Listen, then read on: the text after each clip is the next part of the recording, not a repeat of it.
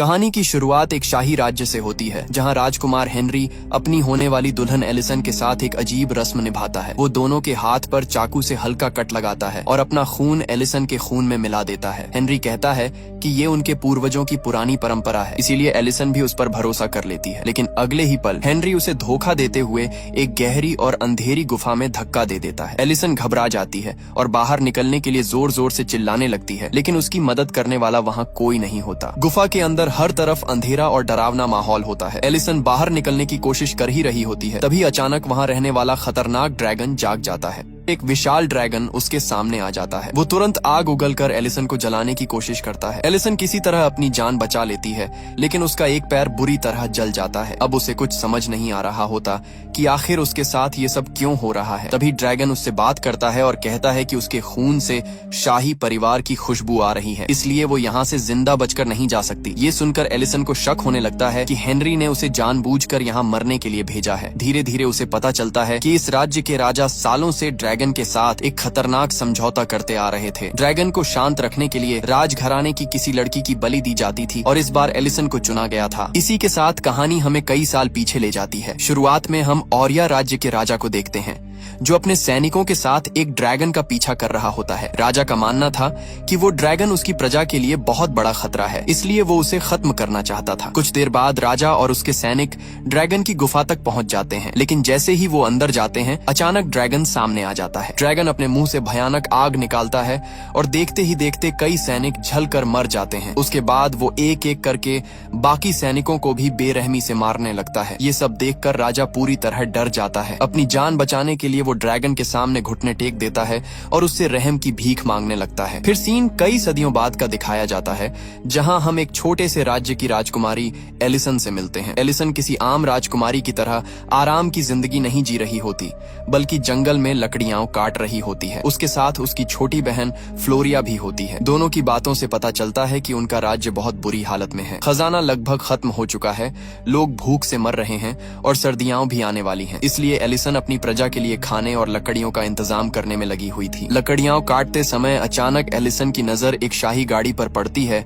जो सीधे उनके महल की तरफ जा रही होती है। ये देखकर उसे थोड़ा अजीब लगता है और फिर वो अपनी बहन के साथ महल लौटने लगती है। रास्ते में वो देखती है कि गरीबी और भूख की वजह से कई लोग राज्य छोड़कर जा रहे हैं। महल पहुंचने के बाद एलिसन अपनी लकड़ियों से भरा बैग एक दुकानदार को देती है और उससे कहती है कि ये सारी लकड़ियां प्रजा में बांट दी जाए, ताकि लोगों को ठंड में थोड़ी राहत मिल सके। इसके बाद एलिसन अपने पिता हेक्टर के पास जाती है, जो उस छोटे से राज्य के राजा थे। वहाँ एलिसन एक अजनबी औरत को भी देखती है, जो उसके माता पिता से बात कर रही होती है। दरअसल यही वो औरत थी जो थोड़ी देर पहले शाही गाड़ी में महल आई थी। जैसे ही उसकी नजर एलिसन पर पड़ती है, वो काफी खुश हो जाती है और उसकी खूबसूरती की तारीफ करने लगती है। फिर वो राजा हेक्टर को एक खत देती है और कहती है कि उसे उनके फैसले का इंतजार रहेगा। इतना कहकर वो वहाँ से चली जाती है। जब हेक्टर उस खत को खोलकर पढ़ता है, तो उसके चेहरे पर खुशी साफ दिखाई देने लगती है। एलिसन हैरान होकर अपने पिता से पूछती है कि आखिर उसमें ऐसा क्या लिखा है। तब हेक्टर उसे बताता है कि ओरिया राज्य का राजकुमार उससे शादी करना चाहता है। ये सुनते ही एलिसन चौंक जाती है, क्योंकि उसने कभी ऐसी उम्मीद नहीं की थी। लेकिन बात सिर्फ शादी की नहीं थी। हेक्टर आगे बताता है कि इस रिश्ते के बदले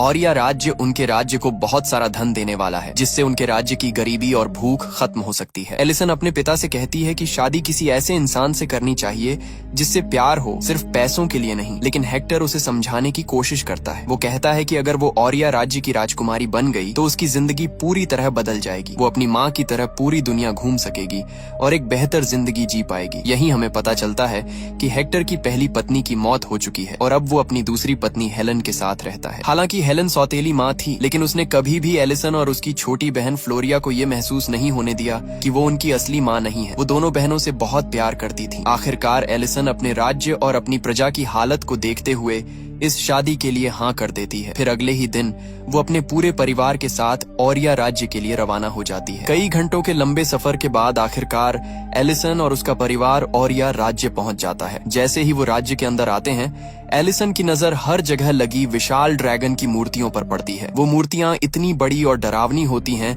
कि उन्हें देखकर ही अजीब सा एहसास होने लगता है। इसके बाद सभी लोग महल में पहुंचते हैं। महल बेहद शानदार और खूबसूरत होता है, जिसे देखकर एलिसन और उसका परिवार काफी प्रभावित हो जाता है। रात को अपने कमरे में जाते समय एलिसन की नजर सामने वाली बालकनी में खड़ी एक लड़की पर पड़ती है, लेकिन इससे पहले कि वो उससे बात कर पाती, वो लड़की अचानक अपने कमरे के अंदर चली जाती है। बाद में रात को एलिसन को नींद नहीं आती, इसलिए वो बालकनी में आकर बाहर देखने लगती है। तभी उसे दूर एक पहाड़ी पर आग जलती हुई दिखाई देती है। वो समझ नहीं पाती कि आखिर वहाँ क्या हो रहा है, लेकिन उस नजारे से उसे थोड़ा अजीब महसूस होता है। अगले दिन एलिसन और उसका परिवार ओरिया की रानी इसाबेल, राजा रिक और राजकुमार हेनरी से मिलता है। बातचीत के दौरान रानी इसाबेल को पता चलता है कि एलिसन सिर्फ खूबसूरत ही नहीं बल्कि काफी समझदार और समझ रखने वाली लड़की भी है। यही वजह थी कि रानी को एलिसन तुरंत पसंद आ जाती है। कुछ देर बाद रानी हेनरी और एलिसन को अकेले बात करने के लिए बाहर भेज देती है। वहाँ एलिसन साफ साफ कहती है कि वो ये शादी सिर्फ अपने राज्य और अपनी प्रजा के लिए कर रही है,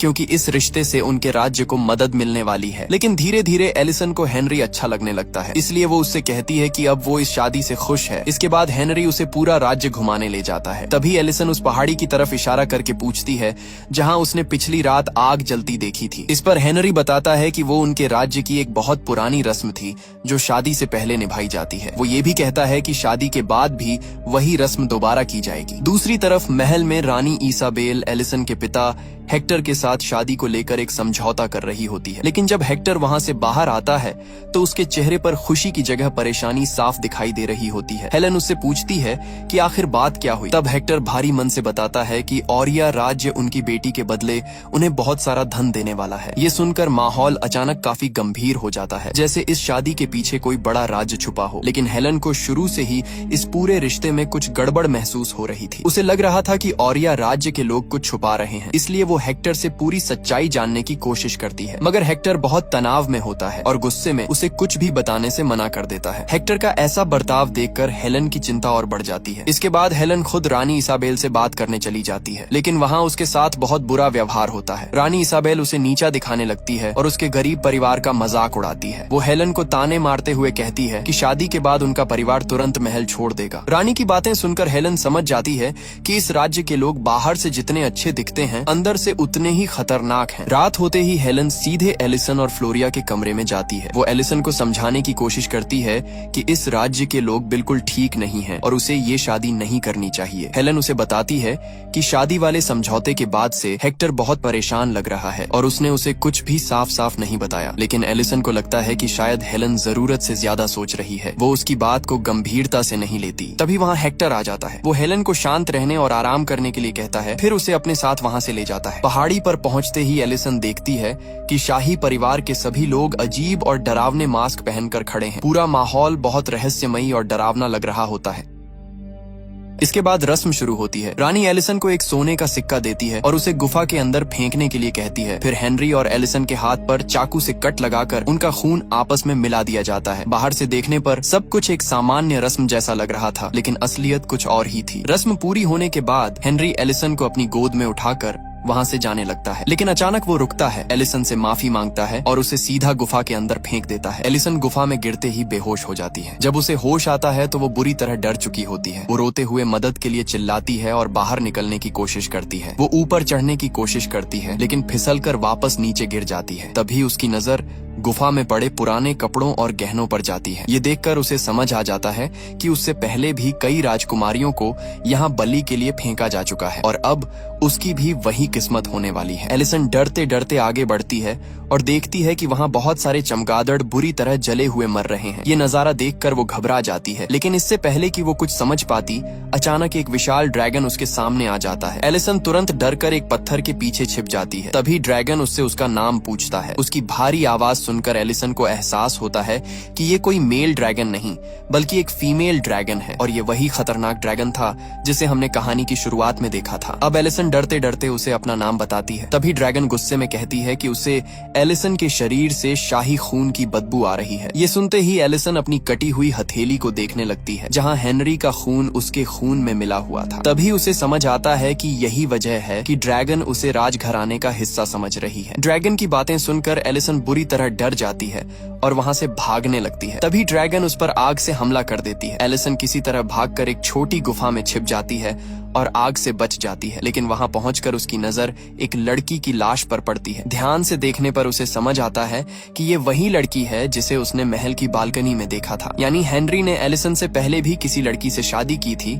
और फिर उसे भी इसी गुफा में बलि के लिए छोड़ दिया गया था। कुछ देर बाद ड्रैगन उस गुफा तक भी पहुंच जाती है और फिर से आग उगलकर हमला करने लगती है। एलिसन जान बचाने के लिए वहां से भी भागती है, लेकिन इस दौरान उसका पैर बुरी तरह जल जाता है। दर्द से तड़पने के बावजूद वो हार नहीं मानती। वो अपने कपड़े फाड़कर जले हुए पैर पर बांध लेती है ताकि खून बहना रुक जाए। इसके बाद वो अपने लॉकेट में जलता हुआ कोयला रख लेती है ताकि अंधेरी गुफा में उसे थोड़ा उजाला मिल सके। अब एलिसन धीरे धीरे गुफा के अंदर रास्ता ढूंढने लगती है। तभी उसे एक बहुत पतला रास्ता दिखाई देता है। वो हिम्मत करके उस रास्ते पर आगे बढ़ती है, लेकिन कुछ दूर जाते ही उसका पैर फिसल जाता है और वो एक गहरी खाई में गिर पड़ती है। गिरने की वजह से वो बुरी तरह घायल हो जाती है। फिर भी वो किसी तरह खुद को संभाल कर खड़ी हो जाती है। तभी उसे दूर नीले रंग की हल्की रोशनी दिखाई देती है और साथ ही बाहर जाने जैसा एक रास्ता भी नजर आता है। लेकिन उस रास्ते तक पहुंचने के बीच एक बड़ी खाई थी। बाहर निकलने की उम्मीद में एलिसन पूरी ताकत लगाकर छलांग मारती है, लेकिन उसका हाथ किनारे तक नहीं पहुंच पाता और वो दोबारा नीचे गहरी खाई में गिरने लगती है। जैसे ही वो गहरी खाई में गिरने लगती है, वो जल्दी से चाकू निकालकर पत्थर में घुसा देती है। चाकू चट्टान में अटक जाता है और किसी तरह उसकी जान बच जाती है। फिर वो उसी चाकू का सहारा लेकर धीरे धीरे ऊपर चढ़ जाती है। इतनी चोट लगने के बाद भी एलिसन हार नहीं मान रही थी। खाई के दूसरी तरफ पहुंचने पर उसे कई अजीब कीड़े दिखाई देते हैं जिनके शरीर से नीली रोशनी निकल रही होती है। एलिसन उन चमकते कीड़ों को कपड़े में इकट्ठा करके एक छोटा सा लैंप बना लेती है ताकि अंधेरे में उसे रास्ता दिखाई देता रहे। अब वो फिर से गुफा से बाहर निकलने का रास्ता ढूंढने लगती है। चलते चलते उसे बर्फ से ढका एक हिस्सा दिखाई देता है जहाँ से पानी नीचे टपक रहा होता है। वो बर्फ के नीचे खड़ी होकर पानी पीने लगती है, लेकिन तभी अचानक बर्फ की दूसरी तरफ ड्रैगन दिखाई देती है। वो अपनी आग से पूरी बर्फ पिघला देती है और धीरे धीरे नीचे आने लगती है। ये देखकर एलिसन डर जाती है और तुरंत वहां से भागने लगती है। भागते भागते उसे नीचे जाने वाली एक बहुत पतली गुफा दिखाई देती है। वो जल्दी से उसके अंदर घुस जाती है। गुफा इतनी संकरी होती है कि ड्रैगन उसके अंदर नहीं आ सकती थी। कुछ देर बाद वो गुफा के दूसरे हिस्से में पहुंचती है जहाँ दीवारों पर कई लड़कियों के नाम लिखे हुए होते हैं। साथ ही वहाँ एक संदेश भी लिखा था, तुम यहाँ ड्रैगन से सुरक्षित हो। ये देखकर एलिसन समझ जाती है कि उससे पहले भी कई मासूम लड़कियों को यहाँ बलि के लिए भेजा गया था। यानी रानी इसाबेल सालों से यही खेल खेलती आ रही थी और हर बार किसी नई लड़की को मौत के मुंह में धकेल देती थी। अब दर्द और थकान की वजह से एलिसन की आंख लग जाती है। नींद में उसे उन सभी लड़कियों के डरावने सपने आने लगते हैं जिनके नाम दीवार पर लिखे हुए थे। ऐसा लग रहा था जैसे वो सब उससे मदद मांग रही हों। डरकर एलिसन अचानक जाग जाती है। जागने के बाद वो देखती है कि नीली रोशनी वाले कीड़े उसके जले हुए घाव पर बैठे हुए हैं। पहले तो वो घबरा जाती है और उन्हें हटाने लगती है, लेकिन तभी उसे एहसास होता है कि उसके पैर का घाव लगभग ठीक हो चुका है। ये देखकर एलिसन हैरान रह जाती है। फिर वो उन्हीं कीड़ों की मदद से अपने हाथ का घाव भी ठीक कर लेती है। इसके बाद वो उन चमकते कीड़ों को दोबारा कपड़े में रख लेती है और आसपास ध्यान से देखने लगती है। तभी उसकी नजर दीवार पर बने एक नक्शे पर पड़ती है। लगता था कि ये नक्शा उन लड़कियों में से किसी ने बनाया था जो पहले यहाँ फंस चुकी थी। एलिसन उस नक्शे को ध्यान से पढ़ती है और उसमें बताए रास्ते पर आगे बढ़ने लगती है। कुछ दूर चलने के बाद आखिरकार उसे सूरज की हल्की रोशनी दिखाई देती है। इतने समय बाद बाहर की रोशनी देखकर उसके अंदर उम्मीद जाग जाती है, लेकिन वहां तक पहुंचने के लिए उसे नुकीले क्रिस्टल वाली खतरनाक दीवार पर चढ़ना पड़ता है। वो हिम्मत करके चढ़ना शुरू करती है। तभी अचानक ड्रैगन नीचे आकर उसे देखने लगती है। इसी दौरान एक क्रिस्टल टूट जाता है और एलिसन नीचे गिरने लगती है, लेकिन वो किसी तरह खुद को संभाल लेती है और दोबारा ऊपर चढ़ जाती है। आखिरकार वो बाहर निकलने वाले रास्ते तक पहुंच जाती है, लेकिन वहां पहुंचकर उसे पता चलता है कि वो पहाड़ की बहुत ऊंचाई पर खड़ी है। नीचे गिरने का मतलब सीधी मौत था। तभी उसकी नजर दूर से आते 4 सैनिकों पर पड़ती है। उन्हें देखकर एलिसन जोर जोर से मदद के लिए चिल्लाने लगती है, लेकिन ऊंचाई ज्यादा होने की वजह से उसकी आवाज उन तक नहीं पहुंच पाती। उसी समय अचानक ड्रैगन पहाड़ के बाहर निकल आती है और एलिसन पर हमला करने लगती है। एलिसन डर कर पीछे हट जाती है। तब ड्रैगन गुस्से में उसे बताती है कि ओरिया राज्य ने उससे एक समझौता किया था। हर पीढ़ी में 3 राजकुमारियों की बलि दी जाएगी और एलिसन इस पीढ़ी की दूसरी राजकुमारी थी। इतना कहकर ड्रैगन उस पर फिर से आग उगलने लगती है, लेकिन तभी गुफा के अंदर किसी के आने की आवाज सुनाई देती है। कोई एलिसन का नाम लेकर उसे ढूंढ रहा होता है, जिसकी आवाज सुनते ही ड्रैगन तुरंत एलिसन को छोड़कर वापस अपनी गुफा के अंदर चला जाता है। दूसरी तरफ गुफा के अंदर एलिसन के पिता हेक्टर भी पहुंच चुके थे। वो अपने 3 सैनिकों के साथ अपनी बेटी को बचाने आए थे। इधर एलिसन भी धीरे धीरे गुफा के अंदर वापस जाने लगती है। आगे बढ़ते हुए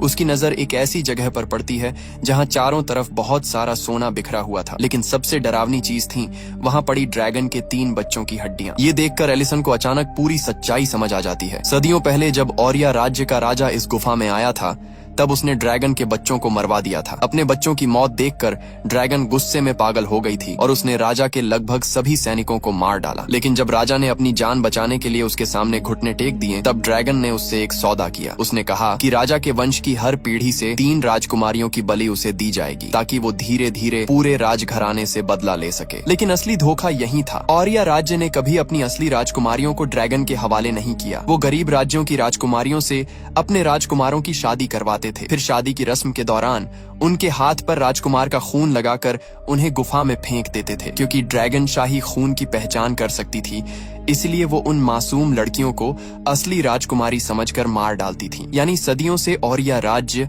अपने बचाव के लिए गरीब लड़कियों की बलि देता आ रहा था। इसी बीच हेक्टर और उसके सैनिक गुफा में एलिसन को आवाज लगाने लगते हैं, लेकिन तभी अचानक ड्रैगन वहां पहुंच जाती है और देखते ही देखते हेक्टर के 2 सैनिकों को मार डालती है। फिर वो धीरे धीरे हेक्टर के सामने आती है और उससे पूछती है कि वो यहाँ क्यों आया है। इस पर हेक्टर बिना डरे कहता है कि वो अपनी बेटी को वापस ले जाने आया है और उसके बिना यहाँ से नहीं जाएगा। इतना कहकर हेक्टर अपनी तलवार निकालकर ड्रैगन पर हमला कर देता है। दूसरी तरफ एलिसन एक बड़े पत्थर के पीछे छिपी हुई ये सब देख रही होती है। वो समझ चुकी थी कि उसके पिता सच में उसे बचाने आए हैं, लेकिन सामने खड़ी चीज कोई साधारण दुश्मन नहीं, बल्कि अपने बच्चों का बदला लेने वाली एक बेहद खतरनाक ड्रैगन थी। तभी ड्रैगन हेक्टर को अपने पंजों में पकड़ लेती है और गुस्से में कहती है कि उसकी बेटी यहीं कहीं छिपी हुई है, क्योंकि उसे उसके खून की बदबू आ रही है। फिर ड्रैगन हेक्टर से कहती है कि वो एलिसन को बाहर आने के लिए बुलाए, लेकिन हेक्टर ऐसा करने से साफ मना कर देता है। उल्टा वो जोर से एलिसन को आवाज लगाकर कहता है कि वो किसी भी हालत में ड्रैगन के सामने न आए। इसके बाद हेक्टर रोते हुए एलिसन से माफी मांगने लगता है, लेकिन ड्रैगन हेक्टर की एक नहीं सुनती और उसे मार देती है।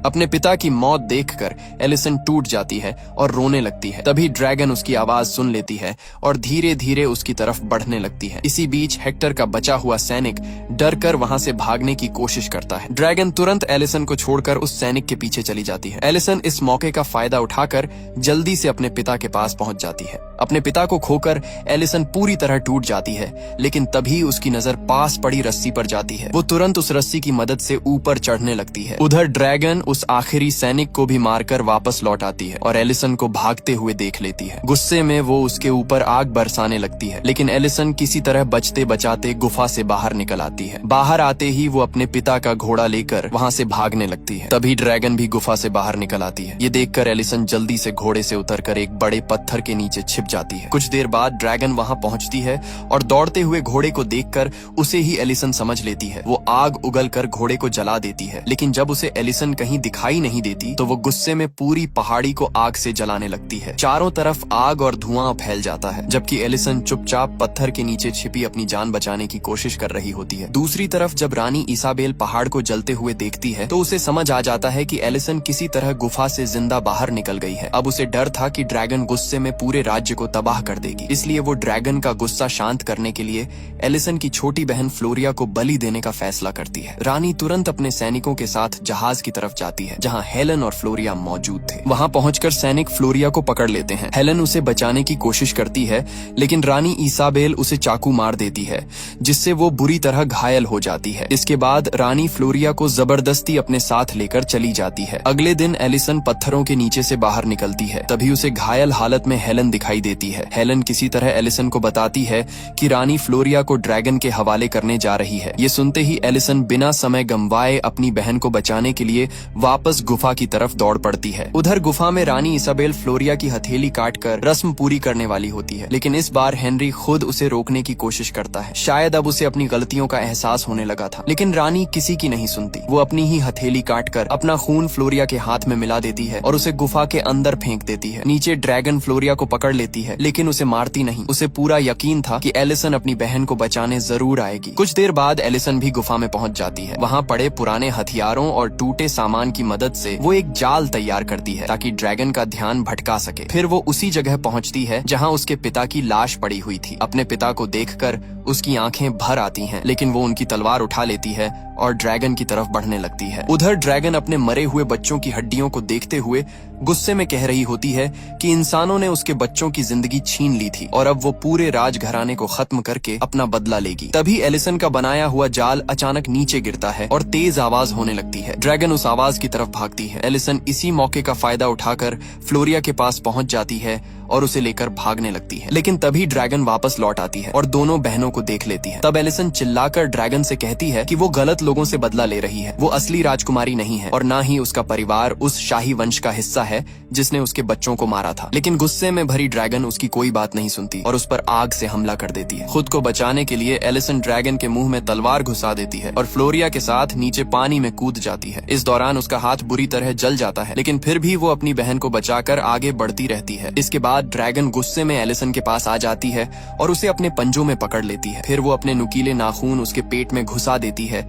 जिससे एलिसन बुरी तरह घायल हो जाती है। दर्द से तड़पने के बावजूद एलिसन हार नहीं मानती। मौका मिलते ही वो अपना चाकू निकालकर सीधे ड्रैगन की आंख में घुसा देती है। इससे ड्रैगन की एक आंख फूट जाती है और वो दर्द और गुस्से से चीखने लगती है। ड्रैगन को रोकने के लिए एलिसन अपने पिता की तलवार उठाती है और पूरी ताकत से उसकी छाती में घोंप देती है। लड़ाई के दौरान एलिसन की नजर एक अजीब पत्थर पर पड़ती है जहां हवा टकराकर वापस लौट रही थी। ये देखकर उसके दिमाग में एक खतरनाक योजना आती है। वो समझ जाती है कि अगर ड्रैगन की आग उसी पर पलट जाए तो शायद उसे हराया जा सकता है। इसलिए एलिसन जानबूझकर उस पत्थर के सामने जाकर खड़ी हो जाती है। जैसे ही ड्रैगन उसे खत्म करने के लिए आग उगलती है, एलिसन आखिरी पल में वहां से हट जाती है। ड्रैगन की आग पत्थर से टकराकर सीधी उसी की तरफ वापस लौट आती है। अपनी ही आग में फंसकर ड्रैगन बुरी तरह जलने लगती है। तभी एलिसन उसे अपनी हथेली का घाव दिखाती है और सच्चाई बताती है। वो कहती है कि यहाँ लाई गई हर लड़की के हाथ पर ऐसा ही कट लगाया जाता था। रानी दूसरी लड़कियों के घाव में शाही खून मिला देती थी ताकि ड्रैगन उन्हें असली राजकुमारी समझ ले। एलिसन आगे कहती है कि वो जानती है कि औरिया राज्य के लोगों ने उसके बच्चों को मारा था, लेकिन बदले में उसने भी कई मासूम लड़कियों की जान ले ली। ये सुनकर पहली बार ड्रैगन शांत हो जाती है। दर्द और पछतावे में वो एलिसन से कहती है कि अब वो उसे मार दे, लेकिन एलिसन ऐसा नहीं करती। वो उन नीले चमकते कीड़ों को ड्रैगन के घावों पर छोड़ देती है। धीरे धीरे ड्रैगन के सारे घाव भरने लगते हैं और वो पूरी तरह ठीक हो जाती है। कुछ समय बाद एलिसन वापस महल पहुंचती है। वहां वो देखकर हैरान रह जाती है कि हेनरी अब तीसरी शादी कर रहा था, यानी वो फिर किसी नई लड़की को बलि देने वाला था। तभी एलिसन तुरंत उस नई राजकुमारी के पास जाती है और उसे अपनी जान बचाकर वहां से भागने के लिए कहती है। साथ ही एलिसन महल में मौजूद सभी लोगों को चेतावनी देती है कि जिसे भी अपनी जान प्यारी है वो तुरंत वहां से भाग जाए। लेकिन रानी इसाबेल गुस्से में उसकी बात का मजाक उड़ाने लगती है। वो कहती है कि सिर्फ उस मॉन्स्टर से बचकर वापस आ जाने का मतलब ये नहीं कि पूरा राजघराना उससे डर जाएगा। रानी अब भी अपने घमंड में अंधी हो चुकी थी और उसे लग रहा था कि हमेशा की तरह इस बार भी सब कुछ उसके कंट्रोल में रहेगा। लेकिन इससे पहले कि एलिसन कुछ समझा पाती, अचानक महल के बाहर जोरदार आवाजें आने लगती हैं। अगले ही पल ड्रैगन वहां पहुंच जाती है। अब उसे पूरी सच्चाई पता चल चुकी थी कि असली धोखेबाज कौन है। इस बार उसका निशाना मासूम लड़कियां नहीं बल्कि औरिया का शाही परिवार था। ड्रैगन गुस्से में पूरे महल पर आग बरसाने लगती है। देखते ही देखते महल आग की लपटों में घिर जाता है और रानी इसाबेल, हेनरी और बाकी शाही लोग उसी आग में जलकर खत्म हो जाते हैं। कुछ ही देर में पूरा महल राख में बदल जाता है। सदियों से जो राजघराना दूसरों की बेटियों की बलि देकर खुद को बचाता आ रहा था, आखिरकार उसका अंत हो जाता है। दोस्तों, उम्मीद करते हैं कि आप सभी को ये कहानी पसंद आई होगी। कमेंट करके जरूर बताना कि आपका फेवरेट सीन कौन सा था और जाते जाते वीडियो को एक लाइक और चैनल को सब्सक्राइब भी कर देना। शुक्रिया।